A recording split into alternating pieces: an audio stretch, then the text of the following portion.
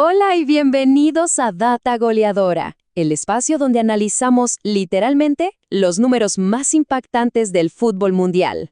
Bueno, España acaba de coronarse campeona del mundo en este 2026, después de una final épica contra Argentina. Y en este análisis vamos a revelar las cifras absolutamente astronómicas que se llevó la Roja.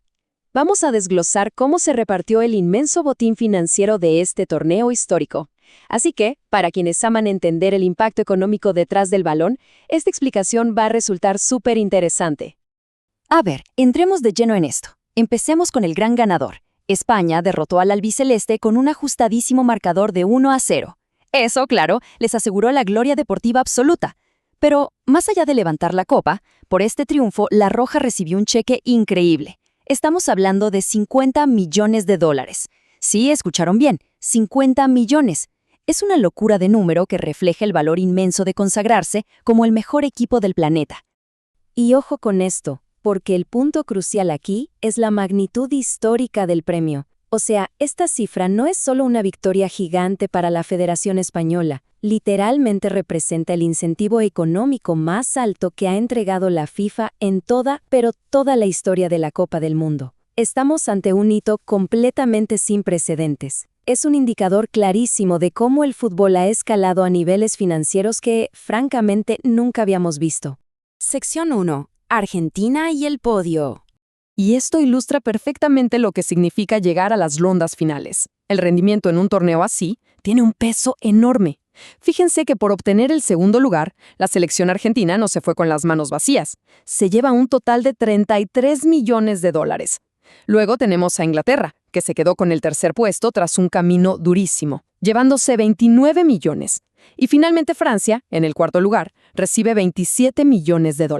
Es decir, cada escalón en esa clasificación final significa una diferencia de millones. Competir hasta el último minuto, por supuesto que vale la pena. Sección 2. Distribución por fases.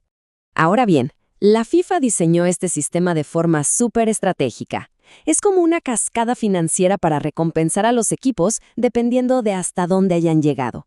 Por ejemplo, los equipos que lograron el mérito de alcanzar los cuartos de final se llevaron $19 millones cada uno. Y las selecciones que superaron la fase de grupos y llegaron octavos, aseguraron 15 millones.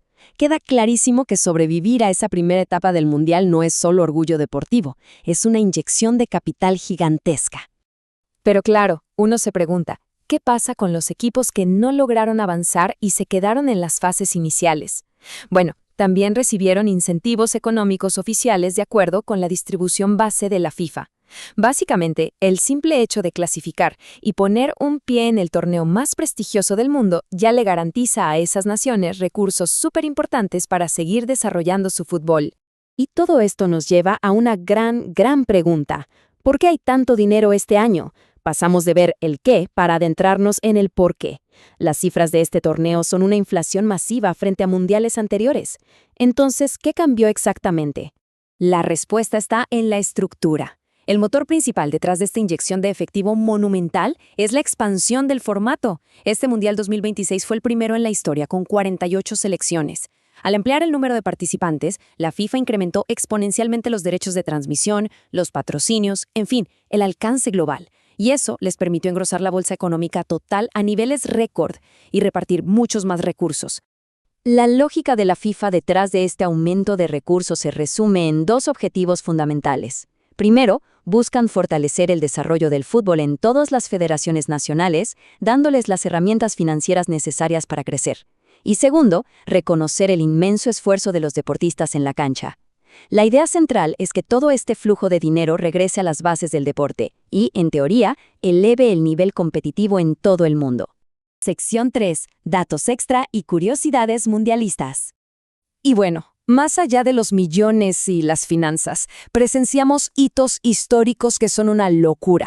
Por un lado, el astro francés Kylian Mbappé hizo historia pura al convertirse en el máximo goleador de todos los tiempos en los mundiales, rompiendo nada más y nada menos que el legendario récord de Lionel Messi, una completa hazaña. Y por otro lado, esa joven y talentosísima plantilla de España demostró que el esperado relevo generacional está 100% listo para mandar en el mundo del fútbol. Estos factores jugadores le añaden un toque espectacular a un torneo ya de por sí histórico. Para ir cerrando este análisis, queremos dejarles esta pregunta abierta. ¿Creen que el aumento a 48 selecciones fue una buena decisión para el fútbol a nivel mundial? Es un formato que ha generado muchísimo debate por su impacto comercial y deportivo. Así que nos encantaría leer sus opiniones en la sección de comentarios. Si les apasiona sumergirse en los datos y los números detrás del deporte, no olviden suscribirse a Data Goleadora para más análisis detallados como este. Nos vemos en la próxima explicación.